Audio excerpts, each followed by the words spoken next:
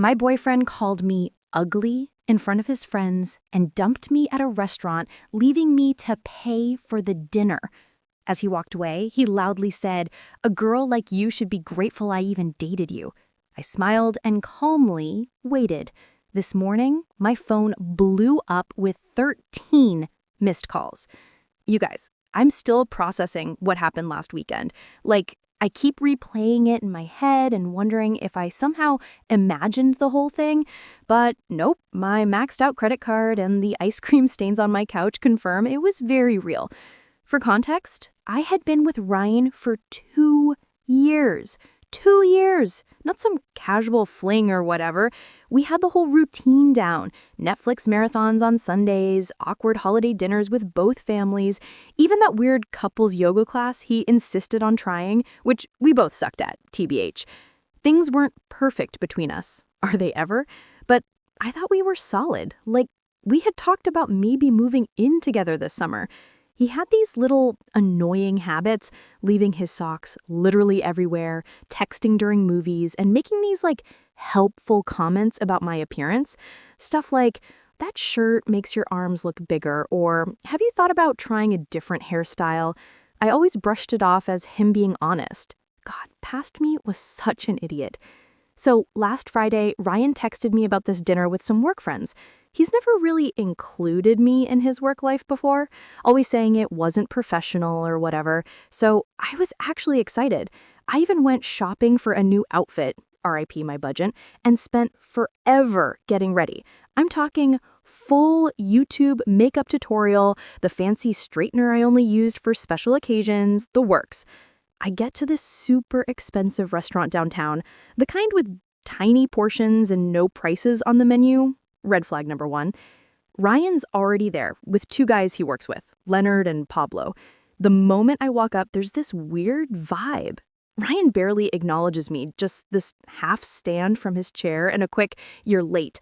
I was literally 2 minutes late because parking was impossible.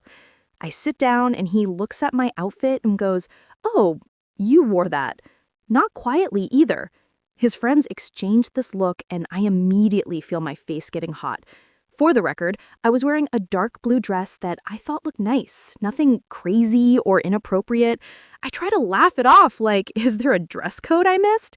But he just shrugs and says they already ordered appetizers. Cool. The next hour is basically Ryan talking about work stuff I don't understand, while his friends nod along. Whenever I try to join the conversation, Ryan either talks over me or explains why I'm wrong about whatever I just said. At one point, I mentioned something about a customer at my store, and Ryan interrupts with, "She doesn't really get how things work in the real business world," with this dismissive wave, like retail isn't a real job. I've been a manager for 3 years. I'm sitting there getting more uncomfortable, wondering if Ryan's always been this condescending and I just never noticed, or if he's showing off for his friends. Either way, not a great look. Then Leonard asks how we met, and I start telling the story about how his coworker Vanessa is my best friend and introduced us. Ryan cuts me off mid-sentence and says, "Yeah, Vanessa felt bad for her. I was doing a favor, really," then laughs. You guys, my stomach literally dropped. That's not even close to how it happened. Vanessa had actually warned me about Ryan's ego before setting us up, but said he was a good guy underneath it all. Spoiler alert, he wasn't. I excuse myself to the bathroom, mostly so I don't cry in front of them. I'm in the stall texting Vanessa "What the F is happening?" when I get a notification that Ryan just tagged himself at this restaurant on Instagram with Boys Night Out. I'm not even there. Vanessa calls me immediately, but I send her to voicemail because I don't want the guys to hear me crying. I splash some water on my face, fix my makeup, and give myself this sad little pep talk in the mirror about getting through dinner with dignity. When I get back to the table, they're all laughing about something, but stop abruptly when I sit down. Awesome. The waiter brings our main courses, and Ryan keeps making these jokes about my food choice. I ordered pasta, one of the less expensive options because I was already worried about the bill, and he keeps saying stuff like carb loading for a marathon or "That's a bold choice for someone with that body type." Each comment feels like a little paper cut, and they're adding up fast. At this point, I'm barely eating, just pushing food around my plate and counting the minutes until I can leave. Then Pablo asks Ryan about some presentation, and Ryan launches into this whole story about how his boss loved his ideas and he's basically running the whole project now. Something clicks in my brain. The week before, Ryan had been stressing about this same presentation, saying his portion was only 5 minutes and he was nervous. Now suddenly he's the star? It's like he's living in some alternate universe where he's the main character. Then the bill comes.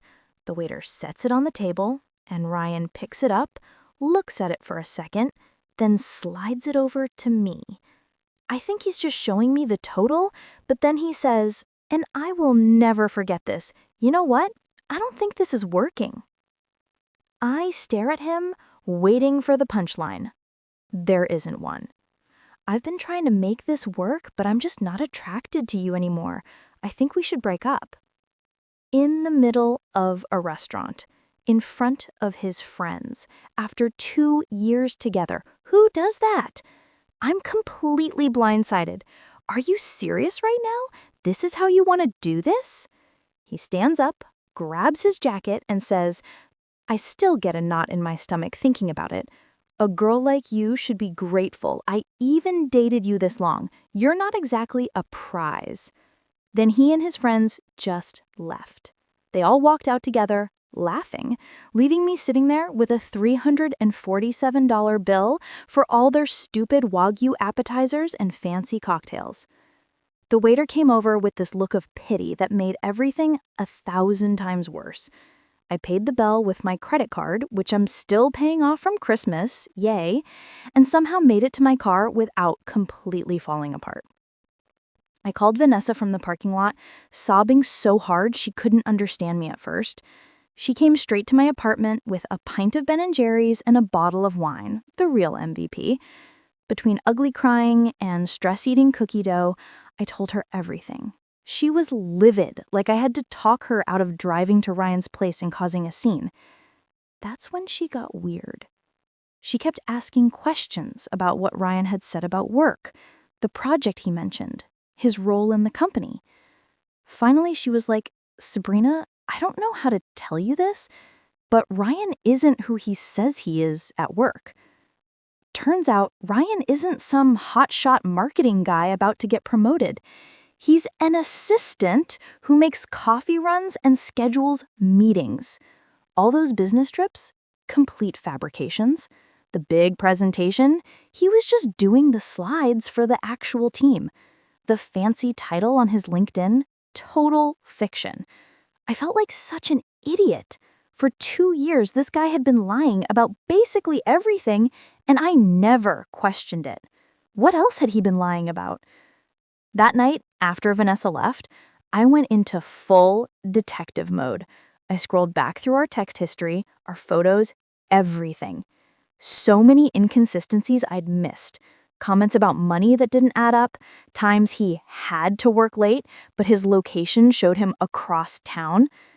I couldn't sleep. I kept replaying that moment in the restaurant, how small he made me feel, how humiliated I was. At like 3 a.m., I get a text from a number I don't recognize. "Hey, it's Cody from Ryan's office. Vanessa gave you your number. There's some stuff you should know." That's when things got really interesting. First update. First, thank you all so much for the supportive comments on my last post. I literally cried reading some of them, in a good way. A lot of you asked for an update, so here's what happened next in this absolutely wild situation. So after finding out from Cody, who works with Ryan, that my boyfriend of 2 years had basically been living in a fantasy world of his own creation, I spent the next few days in that gross post-breakup fog. You know the one where you're alternating between crying into a pint of ice cream and angrily scrolling through old photos wondering if any of it was real. My apartment looked like a disaster zone. Dishes piled up, laundry everywhere, and approximately 7 empty DoorDash bags because cooking felt impossible. The worst part was that I kept having these moments where I'd think of something funny to text Ryan, then remember what happened, and it was like being dumped all over again. My brain was literally stuck in a loop of, did that actually happen? And how did I not see this coming? I had also been avoiding social media because I just knew Ryan would post something annoying. But Wednesday morning, I finally caved and checked Instagram. Sure enough, there was Ryan with a gym selfie captioned, "Level up, know your worth." The audacity. I nearly threw my phone across the room. Vanessa came over that evening with takeout and found me wrapped in my comforter like a sad burrito. She's been amazing through this whole thing, making sure I eat actual food, listening to me rant about the same things over and over, and not once saying, "I told you so," even though she had her suspicions about Ryan from the beginning. While we were eating, Vanessa showed me her texts with Cody. Apparently, they'd been talking a lot, and he had tea to spill. According to Cody, Ryan had been telling everyone at work that he dumped me because I was clingy and always talking about marriage. What? I was not. The one who made a Pinterest board called Future Home Ideas? Yes, Ryan actually had one of these, which he claimed was research for some work project. Then Cody dropped the real bombshell. Ryan wasn't just lying about his job title. He was currently on probation for taking credit for other people's work and might actually get fired soon. All those late nights working, he was frantically trying to fix mistakes before anyone noticed. Those business trips, complete fiction. I was still processing all this when my phone rang. It was Tina, Ryan's mom. I almost didn't answer, awkward, but figured I should be an adult about this. Tina has always been super sweet to me, like remembers my birthday and actually asks questions about my life kind of sweet. She sounded concerned and asked if everything was okay between me and Ryan. Apparently, he told his family we had a little fight, but everything was fine. A little fight? The man publicly humiliated me, dumped me in front of his friends, and stuck me with a massive bill. I tried to keep it vague, saying we were taking some space because I didn't want to put her in the middle. Then she mentioned Ryan's birthday dinner on Saturday and how the whole family was looking forward to seeing me there. You guys, I nearly choked on my lo mein. Ryan had told his family we were still together and that I was coming to his birthday dinner. The dinner was at his parents' house, and apparently he told them we had big news to share. After hanging up, I sat there in shock while Vanessa looked at me like I'd grown a second head. She was like, is he delusional or just a pathological liar? Honestly, I was wondering the same thing. That's when we came up with the plan. I wasn't going to just ghost his family. They had always been kind to me, and they deserved to know what kind of person Ryan really was. But I also wasn't going to cause a scene or be vindictive. I would simply attend the dinner as invited and let the truth come out naturally. The next day, Cody met me for coffee. Slightly awkward since we'd only met through Ryan, but he turned out to be really chill. He confirmed everything and added even more details about Ryan's work lies. The team Ryan claimed to lead was actually just him and 2 interns. The big presentation he was in charge of last month, he was just operating the slideshow while his boss presented. Cody seemed genuinely upset on my behalf, saying he'd always thought Ryan's stories about me seemed off. Apparently, Ryan would come to work complaining that I was high maintenance, when in reality, I was paying for most of our dates toward the end because Ryan claimed to be between paychecks, which I now realized probably meant he was terrible with money. Midway through our conversation, Cody got a text from their boss asking if he could come in Saturday evening to help with some emergency project. Cody was bummed because he'd had plans. But then I had an idea. What if Cody needed to drop something off at Ryan's parents' house during the birthday dinner? The timing would be perfect. As we were figuring out the details, my phone buzzed with a text from Ryan, first one since the restaurant disaster. It just said, "We need to talk about what happened. I might have overreacted." Might have? I showed Cody and he nearly spit out his coffee. Overreacted is when you get annoyed about someone being late, not when you publicly humiliate your girlfriend of 2 years and stick her with a $300 bill. I didn't respond. Let him sweat. The next 2 days were a blur of preparation. I wasn't going to this dinner unprepared. I dug through old texts, finding all the lies. Dates when he claimed to be at work conferences that didn't exist, stories about coworkers that Cody confirmed were fabricated, even photos Ryan had posted of himself at work events that were actually just downloaded from the company website. Friday night, Vanessa came over to help me pick an outfit.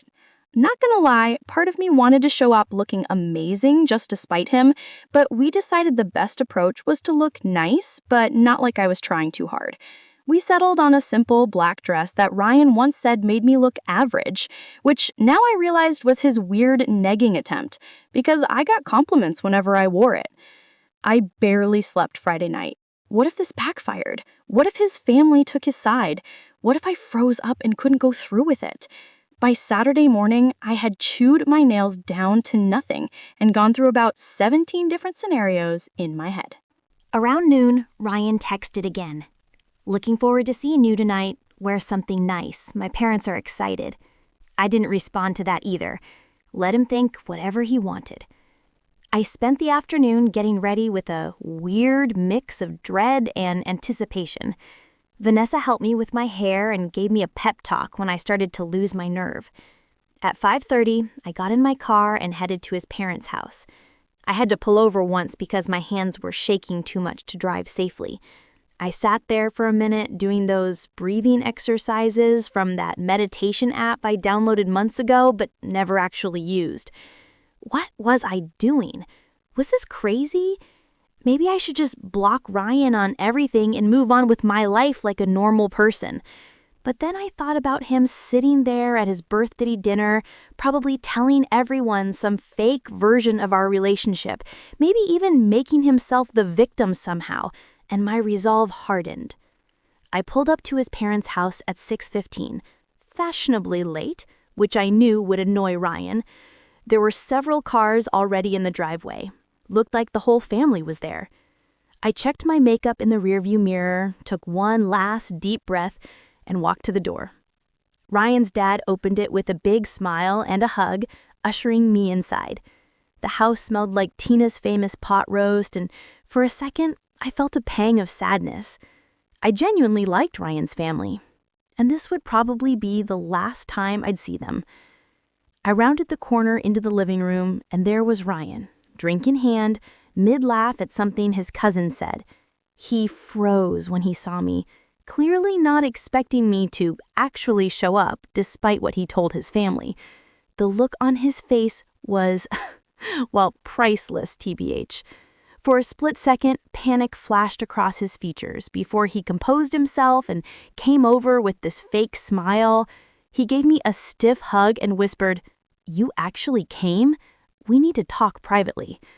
I just smiled and said, loud enough for everyone to hear, that I wouldn't miss his birthday for anything, especially since he'd been telling everyone we had big news to share.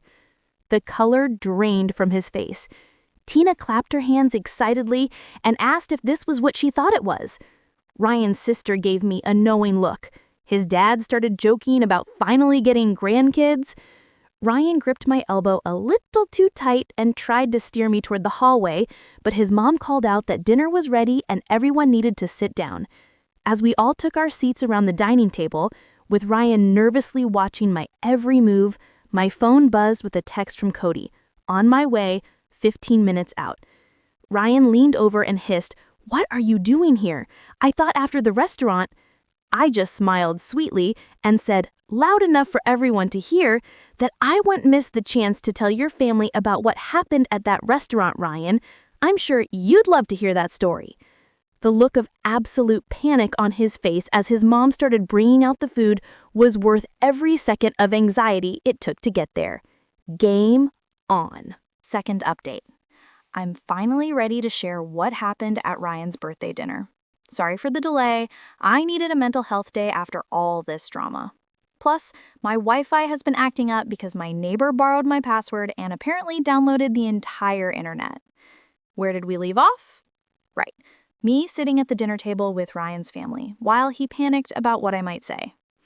So there I was, surrounded by Ryan's family, his parents Tina and Ralph, his sister Kayla, his grandma, and two cousins whose names I always mix up. The table was loaded with Tina's famous pot roast, those buttery mashed potatoes I've literally dreamed about, and a fancy salad that nobody was going to eat, but everyone would pretend to appreciate. The first 20 minutes were straight up awkward. Ryan kept trying to control the conversation while shooting me these warning glances. I just smiled and passed the bread rolls, enjoying the way his left eye twitched every time I opened my mouth. Petty? Maybe. Satisfying? Absolutely.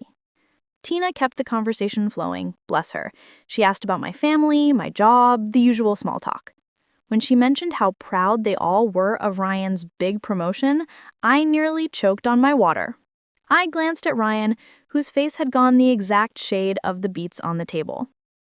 Ryan jumped in, talking about how his team was crushing their targets and how his boss was practically grooming him for senior management. I just nodded along, watching him dig himself deeper with each word. Ralph, who's always been the quiet type, suddenly asked Ryan about the Johnson account. Apparently, Ryan had been telling his dad about some huge deal he was supposedly leading. Ryan's answer was so vague it could have been a horoscope, something about strategic pivots and leveraging core competency that literally meant nothing. His sister Kayla caught my eye across the table. She's always been the skeptical one in the family, the type to Google facts during arguments and call people out on their BS. She raised an eyebrow at me like, "Is he for real right now?" That's when Tina brought up the future. She asked us about our big news and whether it had anything to do with us taking the next step. Ryan nearly dropped his fork and mumbled something about it not being the right time to discuss it. His grandma, who has zero filter and is my absolute favorite person in his family, cut in with, "So, are you two moving in together or what? Because Ryan said you were looking at apartments together." Again, news to me. The furthest we'd gotten in that conversation was me once saying, maybe we should think about combining our Netflix accounts to save money. Ryan tried steering the conversation back to himself, talking about how his boss had given him a company card for business expenses. I couldn't help myself. I asked what kind of expenses he was authorized to approve. He stammered something about client dinners and team outings. That's when I casually mentioned, "Oh, speaking of dinners, Ryan took me to this amazing restaurant last week. What was it called again, honey? The one where you met up with Leonard and Pablo?" The color drained from his face faster than my phone battery on TikTok. Seriously, my phone can handle more than 20 minutes of scrolling before dying. Anyone else? Before he could respond, the doorbell rang. Perfect timing. Tina went to answer it, and I heard, "Oh, Cody, what a surprise!" Ryan looked like he might actually pass out. Cody walked in with a folder, all professional in his button-up shirt. He apologized for interrupting the birthday dinner, but said he had some work documents Ryan needed to sign urgently for Monday morning. Tina, being the perfect host, immediately invited him to join us for cake later. Ryan tried ushering Cody toward the front door, but Ralph insisted they could handle work stuff right there at the table since we're all family here. Cody sat down in the empty chair beside me, which I'd strategically saved, not gonna lie. Ryan was gripping his fork so hard I thought it might bend. That's when Ralph asked Cody about the big presentation, the one Ryan had apparently been leading. Cody looked confused for a second before catching on. He glanced at me, then at Ryan, and I could see him making a decision. Cody said the presentation went well, but clarified that their boss had delivered it, with Ryan and the team providing support. Ralph looked confused and said that wasn't how Ryan had described it. I jumped in, because I'm messy like that, and asked Cody about Ryan's promotion. Poor Cody looked so uncomfortable, caught between loyalty to a coworker and not wanting to lie to an entire family. He fidgeted with his napkin and said something vague about company restructuring. Ryan interrupted with this fake laugh and tried changing the subject to sports or whatever, but his sister wasn't having it. She asked Cody point blank what Ryan's current title was. The silence that followed was like that moment when you drop something in a public bathroom. Everyone hears it, no one wants to acknowledge it. Cody looked at Ryan, who was silently pleading with his eyes, then at me. I nodded slightly. He cleared his throat and said that Ryan was an administrative assistant in the marketing department. the silence. Ralph put down his fork slowly. His grandma made this little sound.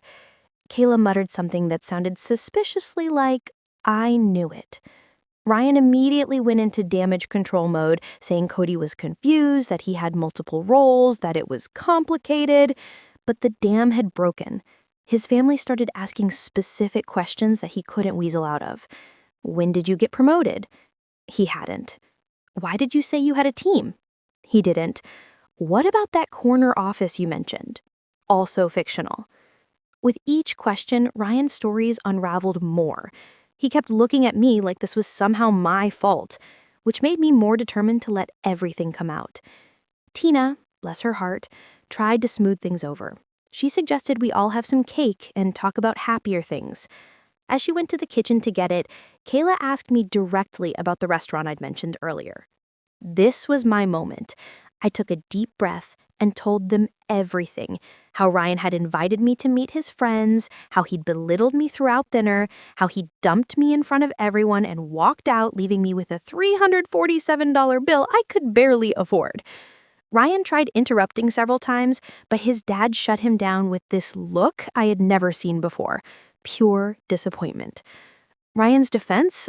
That I was exaggerating and playing victim, that I had embarrassed him in front of his colleagues by not fitting in, and leaving me with the bill was teaching me financial responsibility.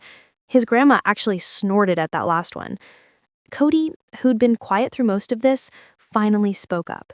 He confirmed my story, adding that he'd heard Ryan bragging to coworkers about how he'd put me in my place. He even pulled out his phone and showed texts from Pablo. Receipts, y'all, discussing what had happened. Tina came back in with the cake just as Ryan was trying to paint himself as the victim. She set it down and asked what she'd missed. No one spoke for a moment. Then Ryan's dad said, very quietly, that they needed to have a family discussion about honesty. Ryan exploded, like full-on temper tantrum. He accused me of turning his family against him, called Cody a traitor, and said everyone was just jealous of his success. What success? He knocked over his water glass, pointed at me, and yelled that a girl like me should be grateful he even bothered with me. His mom gasped. His grandma said something that I'm pretty sure was old people swearing. His sister just shook her head like she wasn't even surprised. I stayed calm, somehow, and said that the only thing I was grateful for was finally seeing who he really was. Ryan stormed out, slamming the door so hard that one of Tina's decorative plates fell off the wall and cracked. The aftermath was weirdly peaceful. Tina apologized to me like 50 times. Ralph looked tired and sad. Kayla helped clean up the spilled water. Cody apologized for his part in the awkwardness, but said he couldn't stand by while Ryan lied to everyone. Then the strangest thing happened. Instead of asking me to leave, they insisted I stay for cake. We all sat there, Ryan's ex-girlfriend, his coworker, and his family, eating birthday cake without the birthday boy. In any other situation, it would have been the most awkward thing ever, but somehow it wasn't. After cake, I helped Tina clean up in the kitchen. She kept apologizing and saying she had no idea Ryan had been lying about so much. She seemed genuinely heartbroken, not just about what he'd done to me, but about who her son had become. I felt bad for her, TBH. No parent wants to realize their kid is, well, kinda terrible. She asked me quietly if there had been signs before, and I admitted that looking back, they were red flags I ignored because I wanted to believe the best about him. When I was getting ready to leave, Ryan's dad pulled me aside. He thanked me for my honesty and apologized for what his son had done. He seemed so defeated, like he was trying to figure out where they'd gone wrong in raising him. I assured him it wasn't their fault. Ryan had made his own choices. Cody offered to walk me to my car, probably sensing I needed a moment to process everything. As we walked down the driveway, he mentioned that Ryan had been having problems at work for months, taking credit for other people's ideas, lying about his contributions, even faking emails from clients. He was actually on his final warning before potential termination. Suddenly, Ryan's desperate need to appear successful made a twisted kind of sense. His whole identity was built on this fake image of success and status. When I thought about it that way, I almost felt sorry for him. Almost. I thanked Cody for backing me up and drove home in a weird state of emotional exhaustion mixed with relief, like when you finally take off an uncomfortable bra at the end of the day. Sorry for the weird analogy, but you'll know what I mean. When I got home, I had 3 missed calls from Vanessa wanting updates. I was about to call her back when my phone buzzed with a text from Ryan, "You've ruined everything, this isn't over." I didn't respond, just blocked his number and made myself some tea. I should have been scared or upset, but honestly, I just felt tired. Like when your phone is stuck at 1% battery for hours just waiting for it to finally die so you can charge it and move on. I thought that was the end of it. I really did. But this morning, my phone blew up with 13 missed calls from Ryan's mom, his sister, Cody, and several numbers I didn't recognize. Something had happened overnight, and based on the increasingly frantic voicemails, Ryan had completely lost it. Last update. I'm finally ready to explain about those 13 missed calls. Thanks for being patient while I processed everything that happened. Also, sorry for the delay, my laptop decided to do a surprise 4-hour update right when I sat down to write this.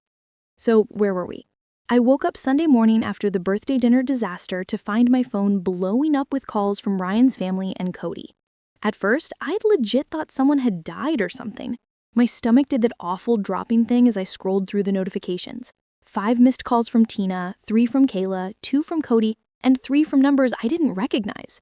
I called Tina back first because she seemed the most worried based on her voicemails, which were just variations of, "Sabrina, please call me as soon as you can." She picked up on the first ring, sounding exhausted. Apparently, after Ryan stormed out of the birthday dinner, he'd gone on a complete bender. He'd shown up at his ex-girlfriend's apartment at like 2 a.m., drunk and ranting about how I'd ruined his life. The ex, who I didn't even know existed, TBH, was understandably freaked out and called Kayla, who had to go pick him up. But that wasn't all. Ryan had also spent the night sending unhinged messages to practically everyone we knew. He texted Cody threatening to ruin him at work. LOL, good luck with that when you're about to get fired. He'd posted this long, rambling status on Facebook about how he was surrounded by snakes and people would regret betraying him. Most concerning was that he'd posted my address in a private message to his friend Pablo, saying he was going to make me pay for humiliating him. Pablo, who apparently has some moral compass, immediately called Tina and forwarded the message, which is why she was trying so desperately to reach me. I was sitting on my couch in my ratty old pajamas, hair still in yesterday's messy bun, trying to process all this information while Tina apologized approximately 50 times for her son's behavior.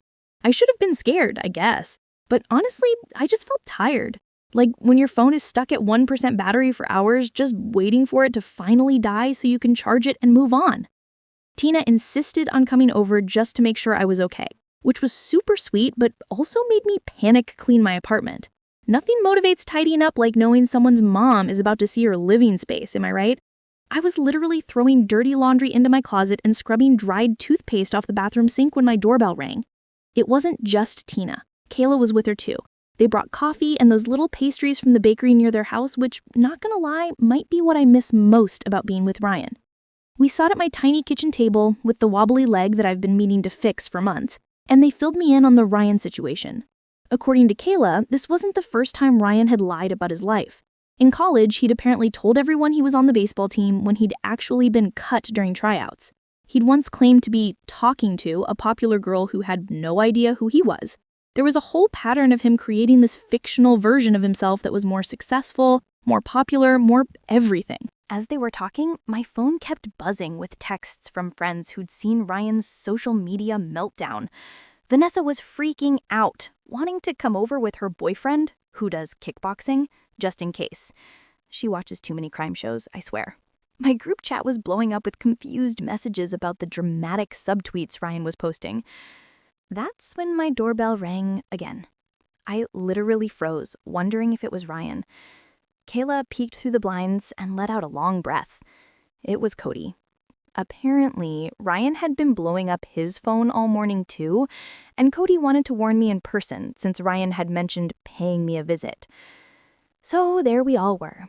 Me, Ryan's mom, his sister, and his coworker, sitting in my living room on a Sunday morning trying to figure out what to do about this man-child throwing a tantrum because he got caught in his lies. if it wasn't so stressful, it would have been hilarious. Like, imagine explaining this situation to someone who wasn't there. Cody mentioned that their boss had already gotten wind of Ryan's social media tirade. Someone had screenshotted and forwarded it. So Monday at work was going to be interesting. Kayla was worried Ryan might do something stupid if he lost his job on top of everything else. That's when my doorbell rang again.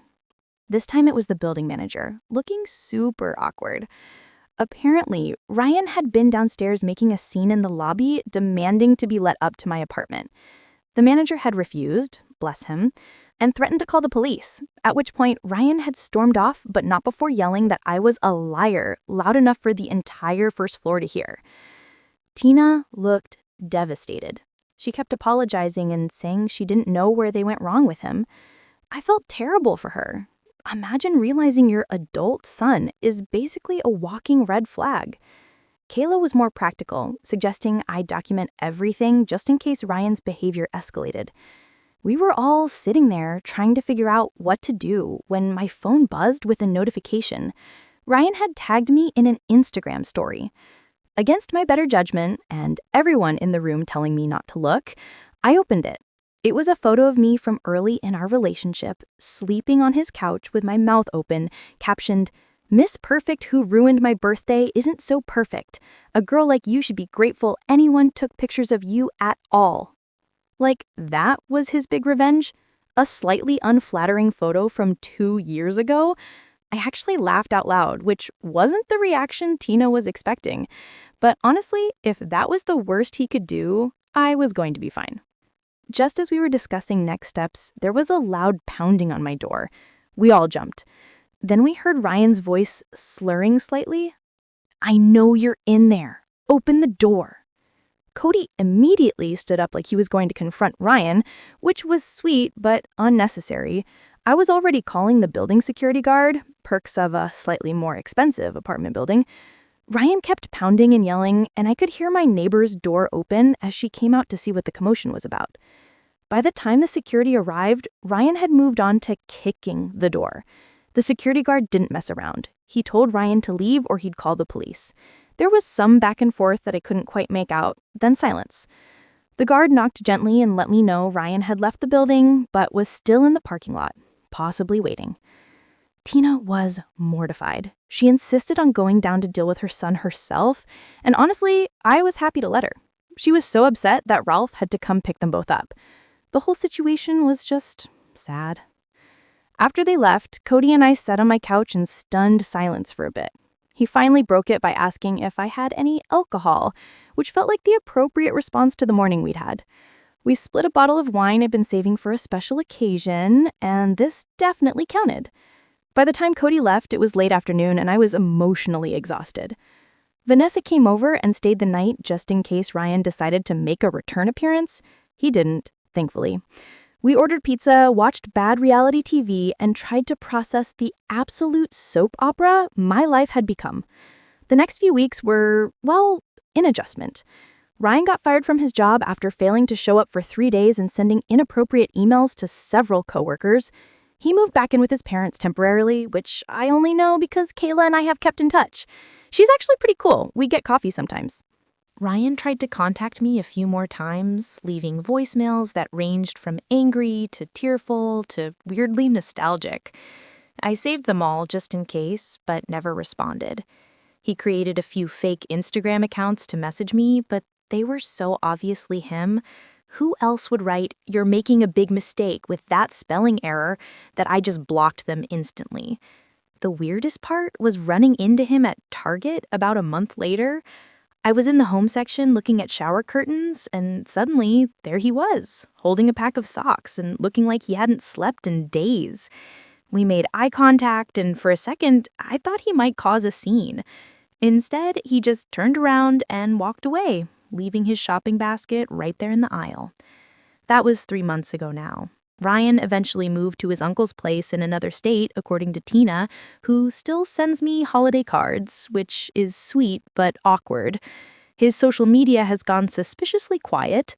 Kayla thinks his parents finally cut him off financially until he gets therapy.